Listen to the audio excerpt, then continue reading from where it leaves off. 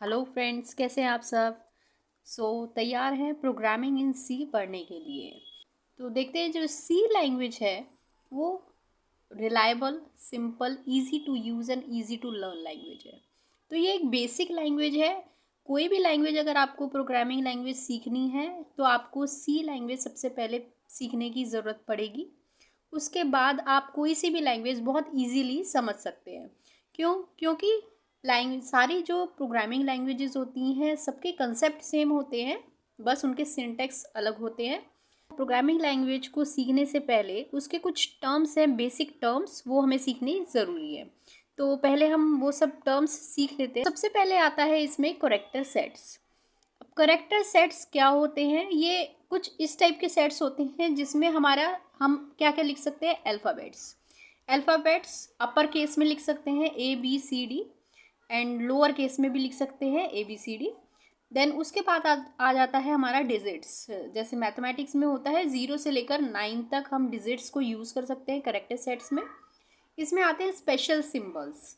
जो हमारे कीबोर्ड्स में स्पेशल सिंबल्स होते हैं, ये सारे @ हो गया, अंडरस्कोर हो गया, परसेंटेज, हैश, ब्रैकेट्स, ये सारे के सारे जो जितने भी स्पेशल सिंबल्स होते हैं वो सारे करेक्टर सेट्स में आते हैं। तो ये तीनों ही हम करेक्टर सेट में यूज़ कर सकते हैं। नेक्स्ट हम देखते हैं कॉन्स्टेंट्स क्या होते हैं। तो किसी भी प्रोग्रामिंग लैंग्वेज में कॉन्स्टेंट किसे कहते हैं? कॉन्स्टेंट हो गया जो स्टैटिक है, जो एज इट इज़ रहेगा, चेंज नहीं हो सकता है। इसकी भी दो टाइप्स हैं, प्राइमरी एंड सेकेंडरी। तो सेकेंडरी तो हम बाद में पढ़ेंगे, पहले हम पढ़ते हैं प्राइमरी कौन से हैं। तो प्राइमरी में भी हमारे पास 3 कैटेगरीज है: integer constants, real constant and character constants. तो इंटीजर कांस्टेंट वही मैथमेटिक्स में यूज़ होने वाले इंटीजर्स हैं। उसको लिखने के लिए कुछ हमारे रूल्स हैं, वो हम रूल्स देख लेते हैं क्या होंगे। तो फर्स्ट ऑफ ऑल तो हमारा आता है कि इसमें एटलीस्ट 1 डिजिट ज़रूर होनी चाहिए। देन नॉर्मल सा है। देन सेकंड है, इसमें पॉइंट नहीं होना चाहिए। जैसे नंबर्स होते हैं 2.5, इस तरीके का अगर लिख दिया आपने तो वो इंटीजर में नहीं गिना जाएगा, वो इंटीजर में इंक्लूड नहीं होगा, क्योंकि इसमें बीच में पॉइंट आ गया, तो पॉइंट नहीं होना चाहिए। नाउ थर्ड आता है, ना तो इसके बीच में कॉमा होना चाहिए, ना ही कोई स्पेस होना चाहिए। लाइक 2,5 ऐसे नहीं लिख सकते, ना ही 2 बीच में स्पेस दे दिया देन 5 लिख दिया, ये भी नहीं होना चाहिए, ये दोनों भी रॉन्ग हैं। इसके बाद आता है फोर्थ पॉइंट, ये पॉजिटिव नेगेटिव भी हो सकता है और पॉजिटिव भी हो सकता है, +2 भी हो सकता है, -2 भी हो सकता है, इस तरीके से। अब इसके बाद आता है कि अगर किसी भी नंबर के आगे कोई भी साइन नहीं लिखा है तो वो पॉजिटिव है, प्लस है। जैसे कि हम मैथ्स में मानते हैं कि अगर किसी भी नंबर के आगे कोई भी साइन नहीं लिखा है तो वो पॉजिटिव है। देन 6 पॉइंट इसका आता है इसकी रेंज, कि ये किस रेंज से किस रेंज तक इंटीजर कांस्टेंट माने जाएंगे। तो ये आता है -32768 से लेकर +32767 तक। इस रेंज के अंदर जितने भी नंबर्स आएंगे वो सारे हम इंटीजर कांस्टेंट में ले सकते हैं। हमारा दूसरा कांस्टेंट आता है रियल कांस्टेंट। तो रियल कांस्टेंट का मतलब है फ्लोटिंग पॉइंट या फिर डेसिमल पॉइंट। तो जिन भी नंबर के बीच में डेसिमल्स आते हैं उनको हम कहेंगे रियल कांस्टेंट या फ्लोटिंग पॉइंट या डेसिमल। जैसे कि 5.2, इस तरीके के नंबर किस में आते हैं? रियल कांस्टेंट में। तो इसी तरीके से जैसे इसमें इंटीजर में कुछ रूल्स थे, वैसे ही रियल कांस्टेंट में भी कुछ रूल्स होंगे। तो देख लेते हैं हम कौन कौन से रूल हैं। फर्स्ट यही आएगा हमारा कि 1 डिजिट ज़रूर होनी चाहिए। देन सेकंड आता है डेसिमल पॉइंट होना चाहिए। इसमें क्या था? डेसिमल पॉइंट नहीं होना चाहिए, इसमें क्या है? डेसिमल पॉइंट होना चाहिए। थर्ड सेम है, पॉजिटिव भी हो सकता है, ये नेगेटिव भी हो सकता है। लाइक -5.2 भी हो सकता है, +5.2 भी हो सकता है। इसमें प्लस लगाने की ज़रूरत नहीं है। जैसे कि मैंने आपको पहले बताया था कि कोई भी नंबर के आगे अगर कोई साइन नहीं है तो मतलब वो पॉजिटिव है। Basic maths. फोर्थ, इसमें भी कॉमा या फिर स्पेस बीच में नहीं होना चाहिए। एग्जाम्पल के तौर पे अगर हम लें तो पॉजिटिव रियल कांस्टेंट हमारा क्या होगा, +325.34। इसी तरीके से ऐसे भी लिख सकते हैं हम इसको, ये भी पॉजिटिव रियल कांस्टेंट हो गया क्योंकि इसके आगे कोई साइन नहीं है। अब अगर हमें नेगेटिव वाला लेना है देन -32.2 ऐसे ले सकते हैं। तो ये हमारा हो गया रियल कांस्टेंट और उसके कुछ रूल्स। इसी तरीके से हमारा आता है character constant. Character constant same as it is character set की तरह है, बस इसमें क्या है, इसमें ओनली वन हम करेक्टर ले सकते हैं, like one alphabet, one digit and one special symbol। मतलब या तो एक अल्फ़ाबेट ले लेंगे या फिर एक डिजिट ले लेंगे या फिर एक स्पेशल करेक्टर ले लेंगे। इस तरीके से ए, या फिर डिजिट का अगर हमें लेना है तो 2 ले सकते हैं, स्पेशल सिंबल का लेना है तो @ ले सकते हैं।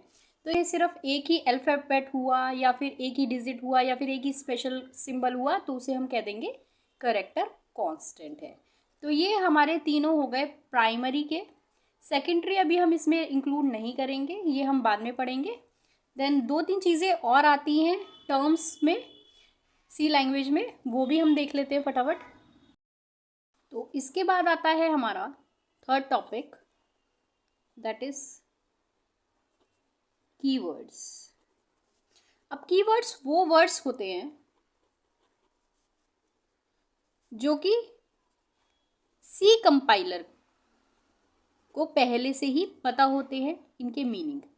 सी कंपाइलर को एक्सप्लेन करे गए हैं कुछ वर्ड्स पहले से ही सी लैंग्वेज में, तो वो वर्ड्स होते हैं कीवर्ड्स। अब ये रिजर्व्ड वर्ड्स होते हैं, मतलब इनका कुछ एक एग्जैक्ट मीनिंग है जो कि हम चेंज नहीं कर सकते।